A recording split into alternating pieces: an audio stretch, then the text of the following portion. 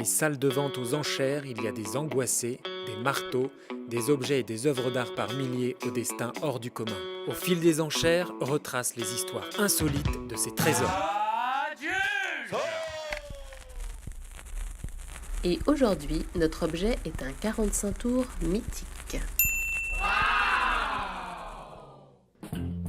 Alors avant de commencer cette vente, d'abord bienvenue au studio 104 de la Maison de la Radio.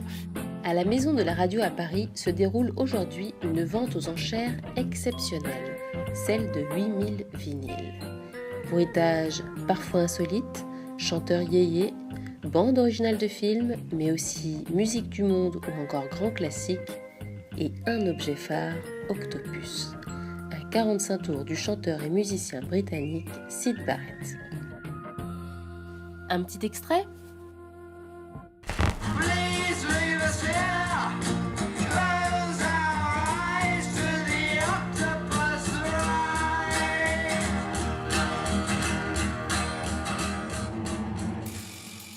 Mais quelle est l'histoire de ce disque ?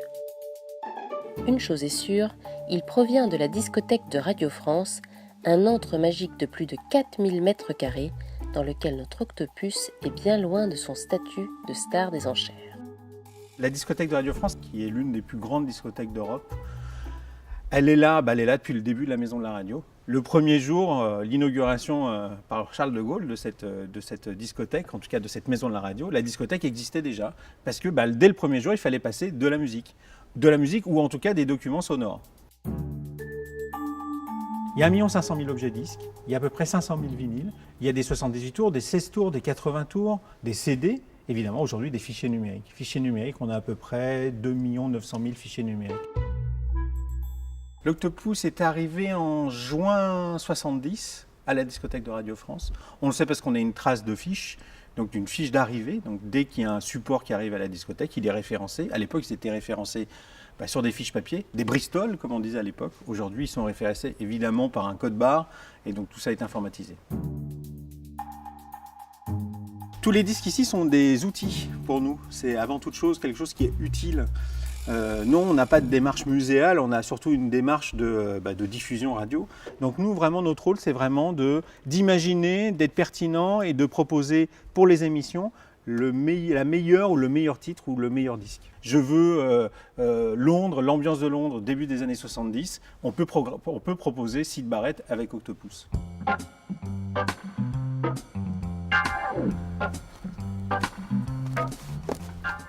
Voilà, ce fameux Octopus.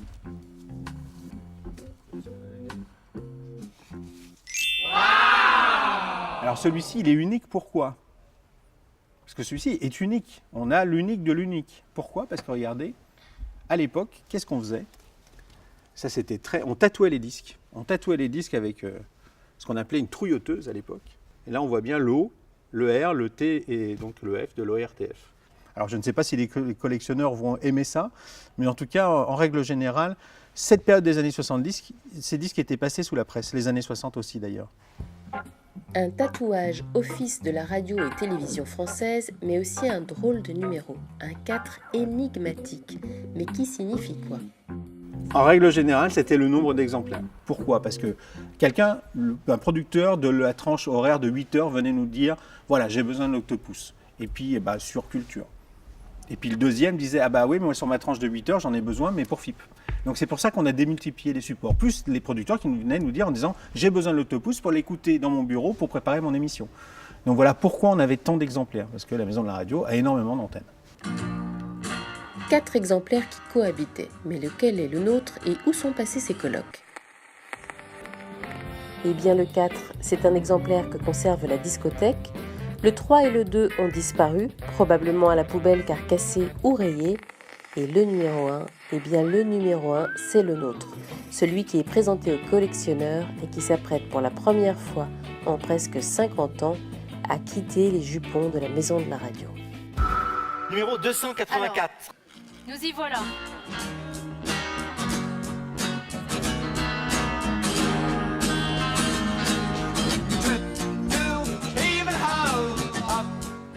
Donc, Donc le 45 tours d'Octopus de Syd Barrett, pressé à très peu d'exemplaires. Il y a des chiffres de pressage qui circulent mais qui sont en dessous de tous les minimums habituels. Ce qu'on sait, c'est qu'il y a, semble-t-il, une dizaine d'exemplaires de ce 45 tours identifiés, présents dans des collections actuellement dans le monde. Et la discothèque de Radio France l'avait en double. Donc voilà le double. Merci beaucoup Bertrand. Et nous Merci. commençons à 3 000 €. 3 000 € nous sommes. 3200. 500. 500. 4 000. 4500. 5 000. 500. Là-haut, là-haut. Là-haut, là-haut. 6 000. Déjà 6 000 € pour un 45 tours. Mais pourquoi ce vinyle est-il aussi rare et suscite-t-il tant d'engouement?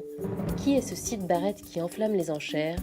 Pour en savoir plus, Back to the Swimming 60s. Nous sommes en 1967, les Beatles ont déjà leur groupie quand un tout nouveau groupe, les Pink Floyd, envoûte la scène musicale britannique.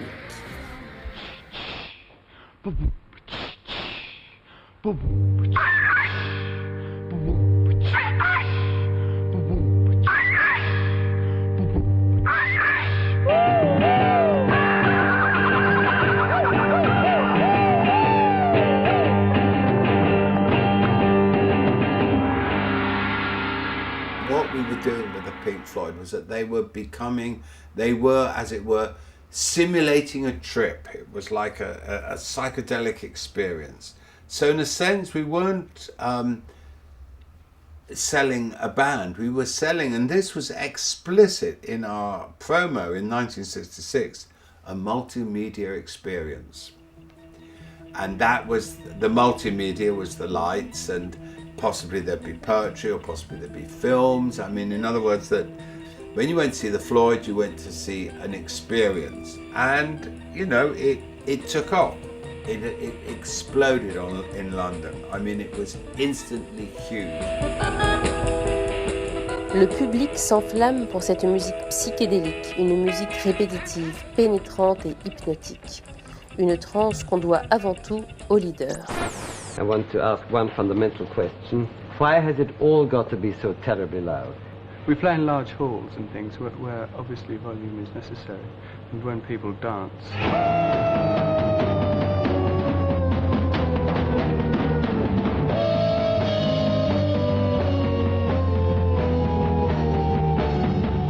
Sid was the front man. He was the lead singer. He did the guitar solos. He was the only one who was writing songs. Clearly the media were picking up on him. He was very good looking.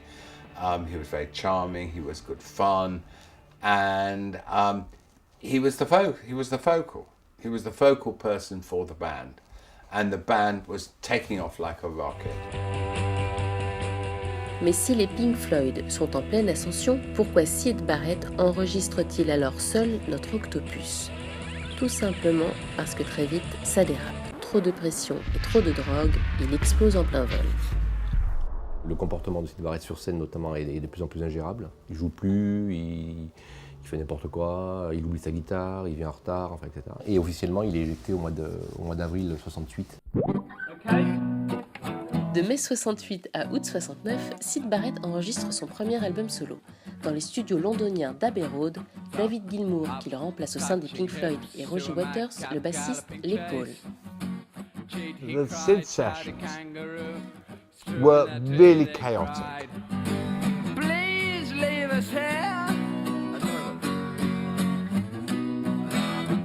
You know, they were very confused and confusing.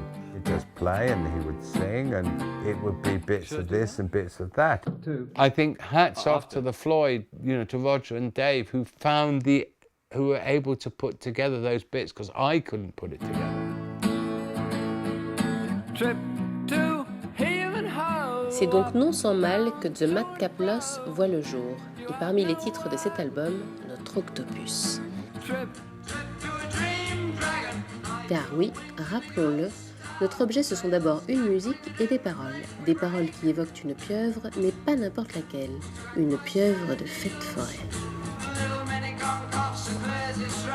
Alors les paroles de Syd Barrett, c'est très pop au sens où c'est pas loin du conte de fées. En même temps, c'est très surréaliste, il y a quasiment des collages. Enfin, donc là aussi, c'est quelque chose d'extrêmement puissant. de très très fort. C'est pas les paroles I love you, machin.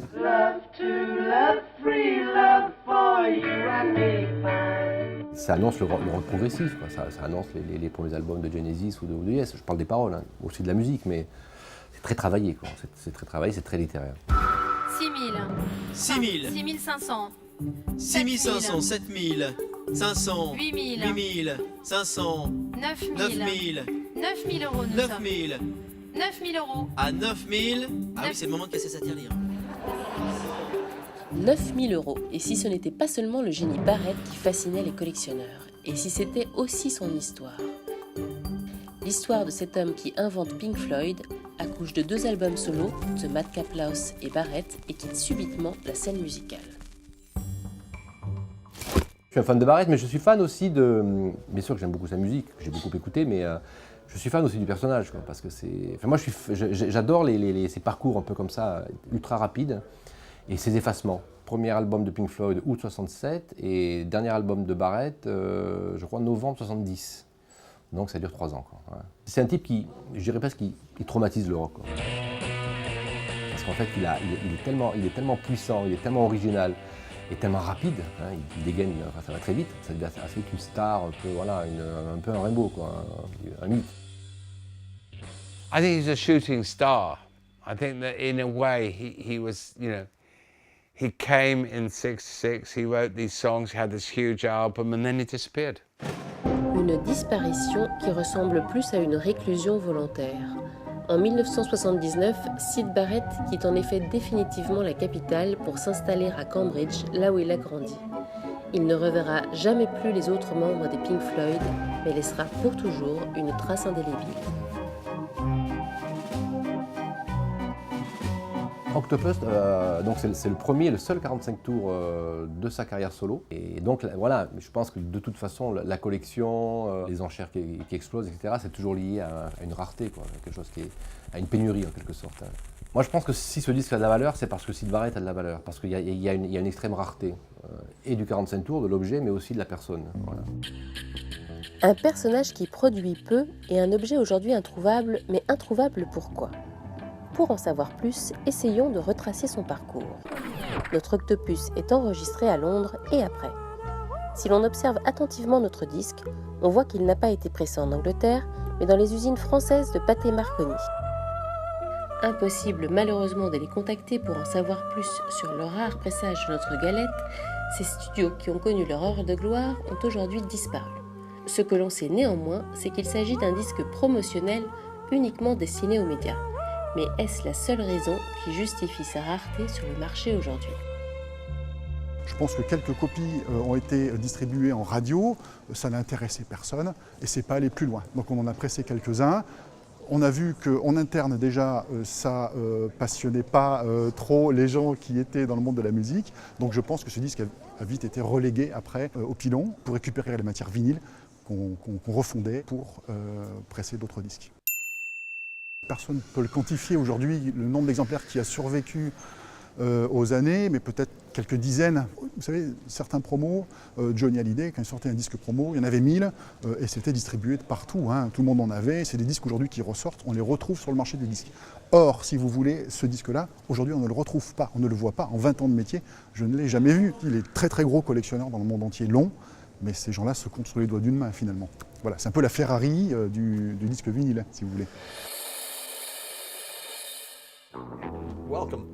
Même pour les très gros collectionneurs, trouver un pressage français d'Octopus relève donc du challenge. Bill habite dans le Connecticut, il accepte de nous dévoiler une partie de son trésor. A very, very large component of my collection is Pink Floyd. I have approximately 1,200 pieces, and that's just one part of my Floyd collection. I started collecting Pink Floyd as a collector probably in early 1980-81. I was buying Floyd records and listening to Floyd before that, and I really just fell in love with the music. And the more I got to know it, the more I learned about Sid, and the more I learned about Sid, the more I, was taken in by the mystique of the band. And it all, started with the music. This is an original first press of Wish You Were Here. And as you can see, it's still sealed and it's in beautiful, beautiful shape. That's an original UK copy of Piper, the first Pink Floyd album. I have a number of copies of Piper. That's a New Zealand record of the first two. Picture disc. Japanese early pressing, I think it's the second pressing. UK mono, sealed tower stereo. Canadian mono and stereo. I always felt an affinity for Sid. I felt connected to him. We're from different times, places, we're definitely different people, but there's something about Sid, his creativity, his imagination, his thinking and really living outside of the box that always struck a deep chord in me. In fact, I named my son after Sid. I named him Barrett in honor of Sid.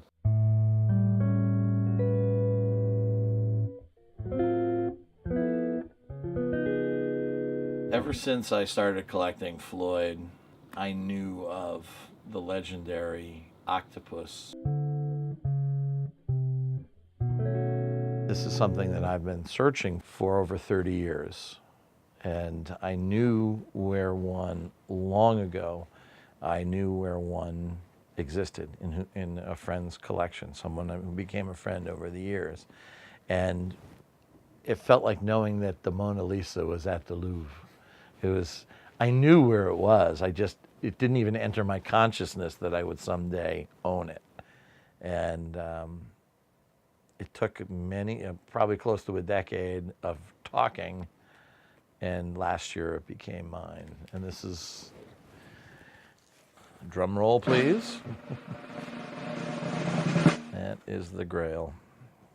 There may be one or two others out there. I understood one was destroyed in a fire recently, unfortunately, sadly. So I don't think there are 5 in the world. That certainly contributes to its desirability. Si désirable, mais tellement rare. Bill, un conseil pour ceux qui ne peuvent pas s'offrir notre octopus? There's a copy. It's not trying to fool you, but it is trying to put out something into the hands of a collector who would never find this. Looking at the record, first of all, the record looks very similar, the label looks very similar, but you can feel that it is a photocopy. The vinyl's a little too thick. Some of the stuff is vinyl nerd and Pink Floyd collector knowledge, but an obvious thing that anyone can see is there's no matrix number on it. As far as the sleeve's got some, good noticeable differences. The first of which is that it's a limited edition. So if you know the piece, even if you've seen it in books, you'll know that there's no limited edition numbering on the real one. The original has no spine and nothing printed, where the copy has a very pronounced spine with printing on it. Obviously, you can see the differences when you look at them side by side. You can see the color differences, and you can see that the printing is almost impressed on the original, whereas it's just a sort of photocopied on the... Une pochette qui ne fait donc pas totalement illusion, et pourtant, les pochettes pour un collectionneur, c'est sacré. Pas vrai, Bill?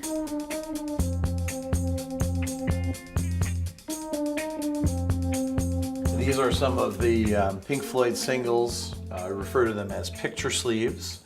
They are the singles that were released by Pink Floyd primarily in the 1960s. This is a promotional picture sleeve of the very first release by the Pink Floyd. And as you can see, what I do is I take the vinyl out of them and I put them in these two-sided glass frames so that we can enjoy the beautiful art. And along here are the original 3 UK releases: Arnold Lane, See Emily Play, and Apples and Oranges. These are all very, very rare picture sleeves. Et alors, la nôtre de pochette, est-ce qu'elle a quelque chose de particulier? Un petit plus qui lui donnerait une valeur inestimable?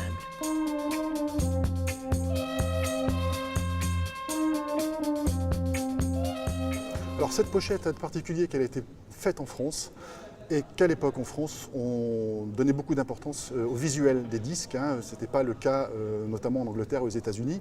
Alors le disque est sorti dans sa version originale en Angleterre. C'était un 45 tours qui est paru dans une pochette, ce qu'on appelle les pochettes firmes, c'est-à-dire une pochette unie. Et cette pochette était ouverte sur le milieu de manière à ce qu'on puisse voir le macaron, l'étiquette du disque avec le nom de l'artiste. Mais il n'y avait pas, comme en France, des pochettes illustrées. Souvent, elles étaient d'ailleurs très très belles. Et ce qui fait d'ailleurs l'intérêt de ce disque, c'est qu'il a une pochette. Par contre, on ne sait pas qui a réalisé le dessin. La légende veut que ce soit Syd Barrett lui-même, mais je n'en ai pas malheureusement la preuve aujourd'hui. Syd Barrett qui aurait fait la pochette, et pourquoi pas? Il a étudié les arts à Cambridge avant de se lancer dans la musique. Ce sont ses dessins sur les pochettes de The Piper at the Gates of Dawn, d'Emily Play ou encore de Barrett. C'est lui qui a repeint le plancher qui figure sur The Madcap Louse, et il a consacré toute sa vie post-chanteur aux arts graphiques. Mais est-ce pour autant lui qui a imaginé cette pieuvre? Et si on essayait de percer ce mystère en posant la question à celui qui partageait son appartement à Londres lors de la création d'Octopus? At that time he'd already left the Floyd. He went on to make the 2 solo albums from this flat. This is my studio now. When we first moved in, this was Sid's room. I was the other side of the wall where we were earlier. That was my room. This was Sid's. He moved in with canvases and guitar. He moved in with the idea of painting and the idea of doing music still. It is still present in the room through one of my paintings, which isn't finished yet. I've taken away the top of his head. You can interpret that how you like. Oui, mais alors, cette pochette, c'est lui ou c'est pas lui? I don't see Syd in it, and I've never seen anything of Syd's that looks in this style. So I couldn't say, yes, it's his, but I can't say no for sure either. But he did cartoons that he put in letters to his girlfriends. Does this remind me of anything of those? I don't, possibly. It's got a sort of quirky, cartoony feel, so I don't know. I just don't think he would have illustrated his song. It's too illustrative of the song, because you know what an octopus ride is, fairground, and the octopus was everybody's favourite. But I think a lot of people don't know what an octopus ride is. And Lily, I don't think it's him. I think there's going to be some French designer. Yeah. Syd or not Syd, mystère. Mais c'est aussi ça qui fait le charme de notre objet. You know, it kind of, in a way, it distills the essence of the Syd Barrett myth. You know, almost intangible, almost impossible to verify, almost impossible to put one's hands on. Something that one can chase for a lifetime and never get, you know. And that's sort of Syd. What was Syd about? And you can think about it, talk about it, listen to him, read about him, read what he wrote, listen to the music he made, look at his artwork, and never attain an understanding fully of what Syd was. And this kind of embodies that, you know.